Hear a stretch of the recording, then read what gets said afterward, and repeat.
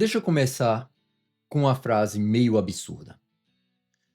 Se você é escritor ou planeja ser, talvez você não devesse começar a escrever como George R. R. Martin, autor de Game of Thrones, entre outros. Falar isso em voz alta soa quase como uma heresia, eu sei. Mas antes de você fechar esse vídeo irritado, deixa eu te prometer uma coisa bem clara. Lá no final, eu vou te dar um critério simples que resolve a maioria dos bloqueios narrativos que fazem escritores abandonarem livros. George R. R. Martin é um gênio. Graças a ele, inclusive, eu escrevi meu primeiro livro publicado. Uma excelente inspiração. Um dos melhores. Patrick Rothfuss também é um gênio. E mesmo assim, os dois caíram no mesmo erro estrutural. Um erro que quase ninguém comenta sem romantizar. E se você repetir esse erro, seu livro pode virar aquilo que todo escritor jura que nunca vai fazer. Um projeto eterno. Muitas vezes abandonado. Que você ainda defende dizendo: não abandonei, só dei um tempo, vou continuar isso. Aliás, se você caiu aqui pela primeira vez, prazer, eu sou Jack Noronha. Eu sou escritor, leitor compulsivo e alguém que já começou histórias demais e terminou menos do que gostaria. Esse vídeo existe porque eu já caí nessa armadilha mais de uma vez. Então, fica comigo. Antes de falar de Martin ou Rothfuss, deixa eu te fazer uma pergunta honesta. Você já escreveu uma história que começou incrível, daquelas que você tinha certeza absoluta de que iam virar algo grande? Você contava a ideia para as pessoas e a pessoa dizia: nossa, isso daria uma série. E aí, aos poucos, foram entrando mais personagens, mais ideias boas, mais cenas que você não queria cortar, porque todas pareciam importantes. Até que um dia você abriu o seu arquivo, o seu software, pouco importa onde você escreve, leu 2 parágrafos e fechou. E não porque estava ruim, mas porque parecia pesado demais para carregar. Muito complexo, ou você já tinha esquecido de parte da história, porque levou muito tempo para poder recontinuar. Se isso já aconteceu com você, esse vídeo não é sobre Martin. É sobre você. E sobre mim também. O erro é simples de dizer e muito difícil de perceber quando acontece. Abrir arcos demais, cedos demais, com POVs demais. POVs, vamos deixar claro aqui, ponto de vista. E o problema real é que isso não parece um erro na hora. Parece maturidade narrativa, parece profundidade, parece aquele momento em que você pensa: agora sim estou escrevendo algo complexo, algo interessante, algo novo, algo que burla as estruturas. Só que existe uma linha invisível. Até essa linha, você controla a história. Depois dela, a história começa a te controlar. E aqui vem a parte cruel.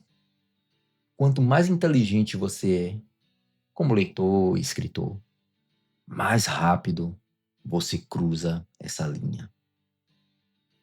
Vamos usar Martin como exemplo, porque ele é o mais visível. As Crônicas de Gelo e Fogo começaram até bem comportadas. Poucos povos principais, os conflitos eram claros. Se você leu o primeiro livro, sabe exatamente do que eu estou falando. Mas, a cada livro, o sistema cresceu. Mais casas, mais territórios, mais personagens que não podem simplesmente desaparecer, mesmo ele matando vários deles. Chega um ponto em que qualquer decisão simples vira um efeito dominó. Um efeito cascata. Matar um personagem não resolve mais o problema. Cria 3 novos. E aqui está o ponto importante. Presta atenção nisso. O problema não é escrever devagar. O problema é escrever dentro de um sistema onde errar custa caro demais. Quando errar custa caro, você hesita. E quando você hesita por anos, isso não é procrastinação. É medo de quebrar algo que você não sabe mais consertar. Agora vamos trazer isso para a vida real.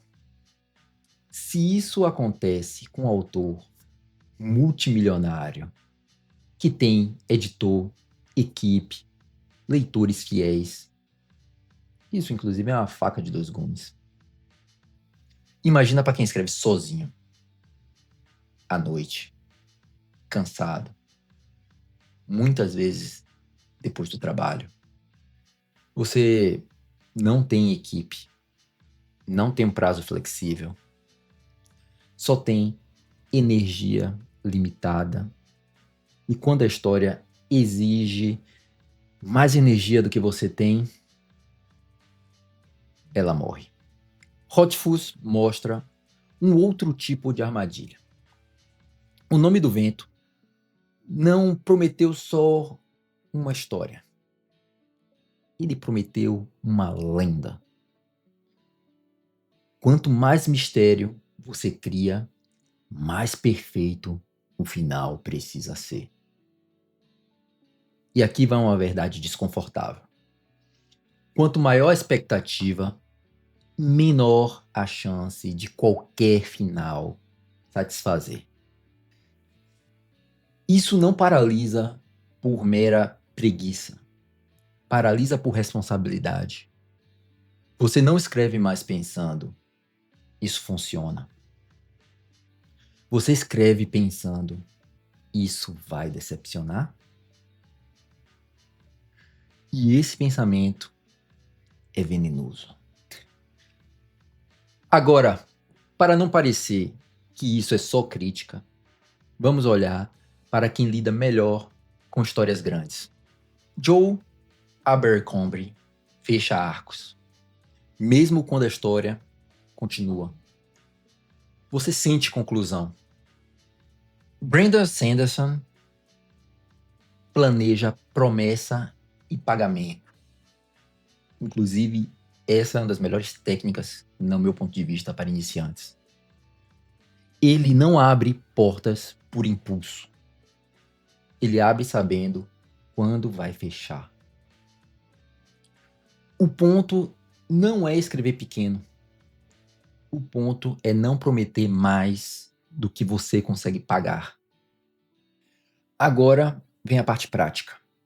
Se você está começando, múltiplos pontos de vista não são um desafio estilístico. São um risco estrutural. Porque quando você trava, não é só um capítulo que para.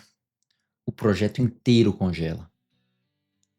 E aí nasce o maior cemitério da escrita criativa. A pasta de rascunhos ou projetos inacabados. Todo escritor tem essa pasta ou algo nessa função. Alguns têm várias.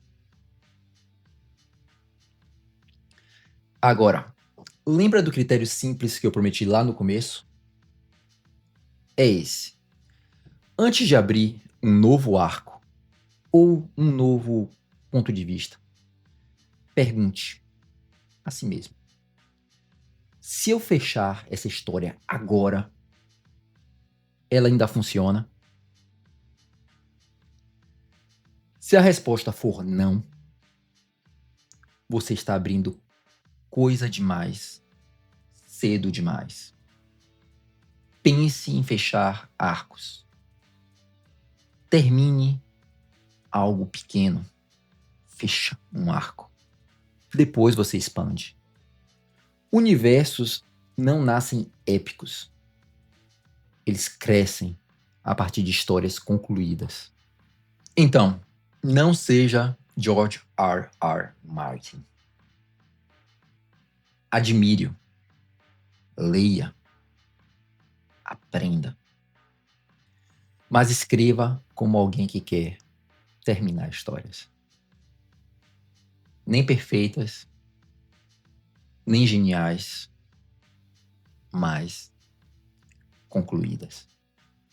Porque livro bom é livro que existe. Agora me conta aqui nos comentários. Qual projeto seu ficou grande demais? E se esse vídeo te ajudou, se inscreve. Aqui a gente ama literatura, principalmente fantasia, ficção científica.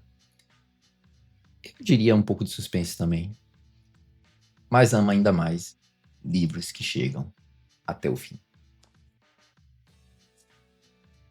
Valeu!